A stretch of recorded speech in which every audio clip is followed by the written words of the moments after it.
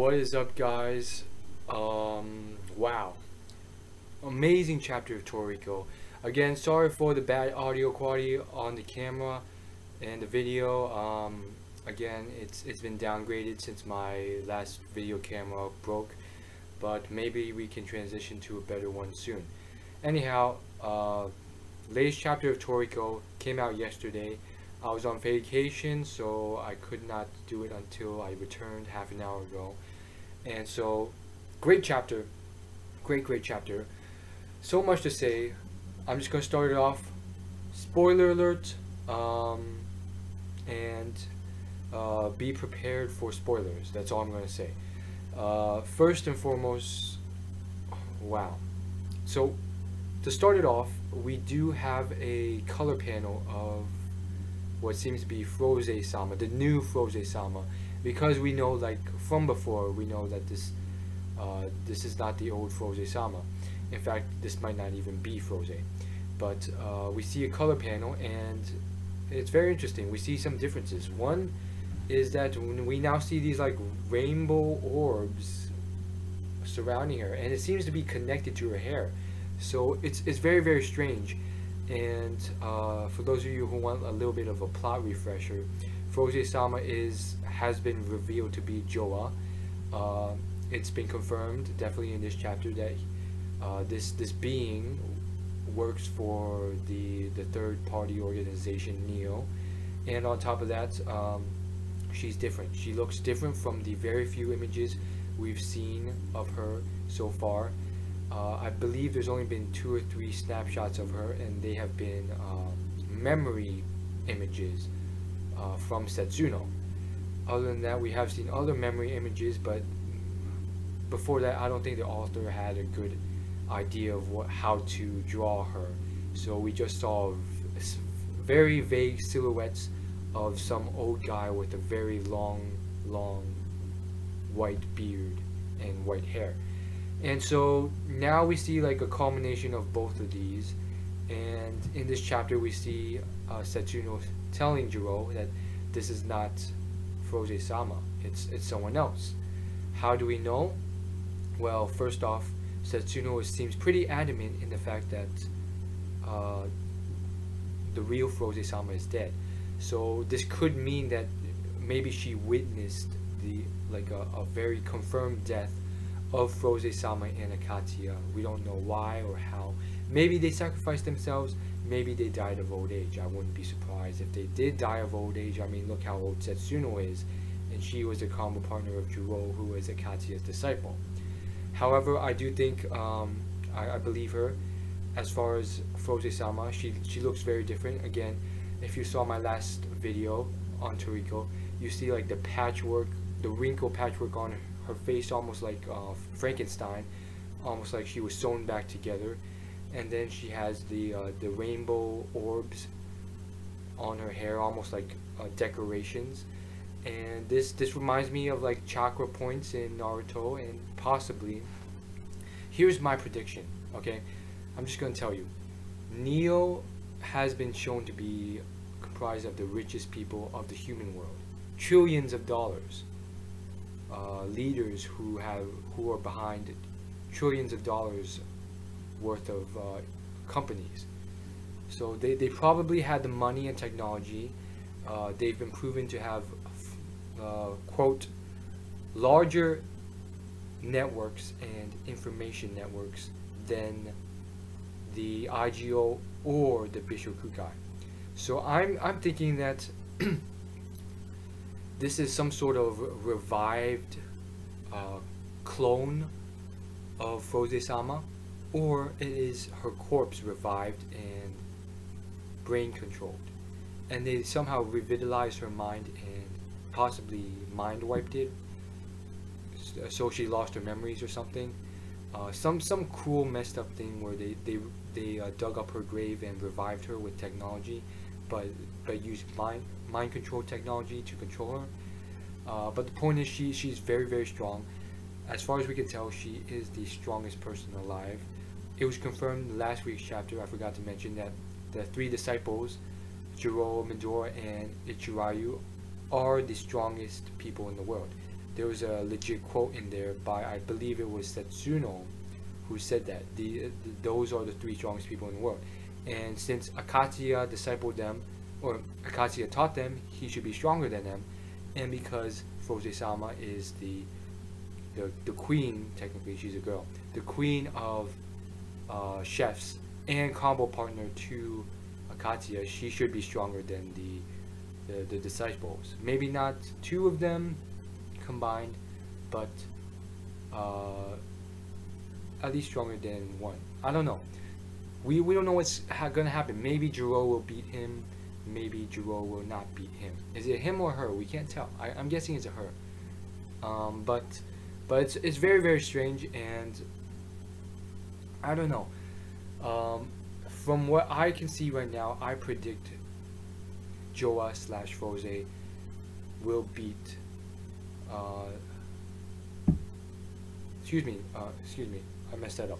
I believe Jirou and Setsuno will barely beat Frohze. However, as far as we can tell, there might not even be a fight because of the next interesting point. Starjin arrives on his new dragon. I guess he ditched the other one. I forgot what it was called. It was like a galaxy bug or something, but that thing was huge. He ditched that, and now he's riding some sort of dragon. He has Komatsu on his arm. And then we have a little exchange, and long story short, Starjin pretty much says, I had my suspicions, and I knew from the start that there was a third party called, well, he didn't know the name of it, but he knew, he had his suspicions since the Regal Mammoth arc, and he knew from the spies sent into the Bishop Kukai because they're so obvious. And he's pretty much telling Frohze-sama that he knew this whole time. And then Frohze's like, give me Komatsu. And Starjin's like, no, you're not getting Komatsu. And so this brings up a lot of interesting implications. First and foremost, everyone knows the value of Komatsu. Why? I don't understand. Realistically, I believe that only Starjin has realized his value as a chef, but none of the other Bishop Kukai have. And that's realistic because you see throughout the manga, none of them really went for Komatsu other than Starjin. And we can see why Starjin would be the only one to notice, having interacted with Komatsu on many occasions, and potentially after him piking his interest, Starjin possibly like focused on Komatsu when he was doing his tournament and realized how great his food luck was. I mean, Komatsu, he's something special. His food luck is greater than all the chefs in the top 100 combined, potentially. And we've seen his skill. I mean, he has some sort of luck that draws him to the best in the gourmet world, in the entire Toriko universe. He's had interactions, friendly, personal interactions with very formidable and very strong friends and opponents. He's met with the four heavenly kings, Setsuno, all these different people, and on top of that, Komatsu has piked their interest, specifically Setsuno's interest. Setsuno has a very, very good friendly relationship with Komatsu and Komatsu alone, compared to the other chefs of the top 100, and he's proven himself time and time again with the century soup and stuff like that. And I'm gonna stop, putting up Komatsu, because you get the idea if you've been reading the manga.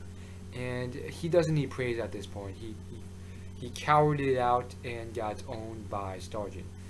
But basically, you see them fighting. Starjin, you see, well, they don't fight yet, but Starjin's at the end of the chapter. Starjin's like, "You're not getting Komatsu. I want him." And it's safe to assume that Starjin's the only one who has realized Komatsu's value as a chef. As far as how Komatsu will be worked, who knows? Most likely he will be traded over to Frohze-sama, or potentially the IGO side with Jirou and Setsuno. Why? Because Sturgeon's at his weakest point. He just fought Toriko, barely survived, has a hole in his chest still, very tired. He might have used this dark technique he referenced a few chapters ago. I don't care. He's still weaker than Frohze-sama. Frohze-sama just got there. He's fresh to go. He still has Teppei under control. Most likely Komatsu will be returned to Frohze. I mean, not to Jirou and Setsuno, or be taken by Frohze-sama. That is my prediction, and I'm locking it in right now. And we'll find out next week. Frohze-sama is definitely the strongest here. Potentially Jirou and Setsuno will beat them because they have combo partner experience, and they are the next in line to the strongest. Everyone else at the island right now is on a completely lower level. And that's all I have to say about that. I mean, what else is there to say?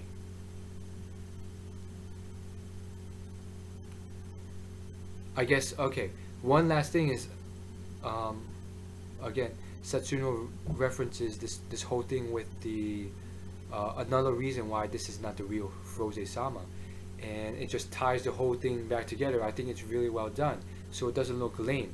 You have the author starting off with very vague depictions of Frohze-sama with the white beard and stuff. Now it makes more sense, so it doesn't look like the author changed his mind midway through the manga. Basically, Setsuna says in this chapter that this can't be Frohze-sama because when she is in her cooking state, she changes form, and then you see this vague depiction of her changing form, and this time there's no beard. It's just like very, very long white hair. So it correlates with the older images of Frohze-sama, and so now we understand. And so it's pretty much been confirmed that this is not the real Frohze-sama. Who it is, probably some sort of revival, some sort of zombie version, part of Neo, and who knows who's controlling it. But I believe Neo said they had some sort of trump card. Is this the trump card? We don't know. But if it's not, who knows what's going to happen. I kind of feel like this arc's going to end soon. Here's my predictions. They're going to fight. Frohze-sama's going to either barely win and take Komatsu to Neo, or Komatsu's going to be returned to IGO.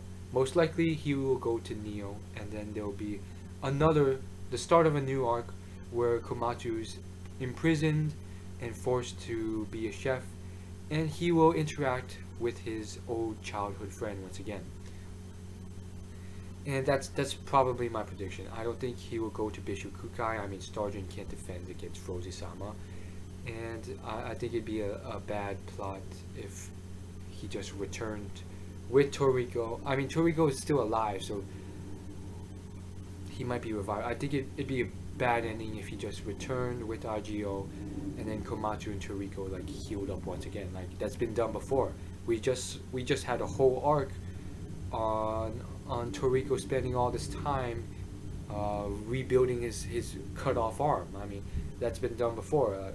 Like, are we going to see it again with Toriko growing back his arm and leg, and Komatsu being there helping him? I feel like that's redundant, and I don't think the author would do that again. So he's most likely going to go to Neo, and Frohze-sama's shown his strength.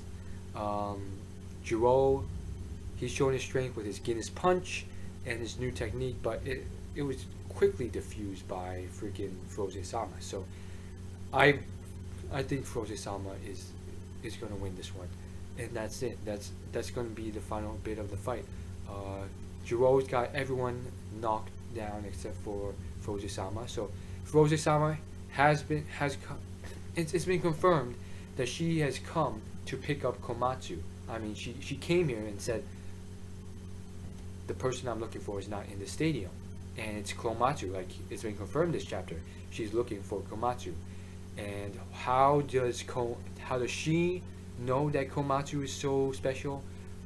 Well, we don't know, but I'm assuming it has to do again with Neo's extensive information network, and they potentially know Komatsu's power and ability and importance more than the Bishokukai or even IGO do.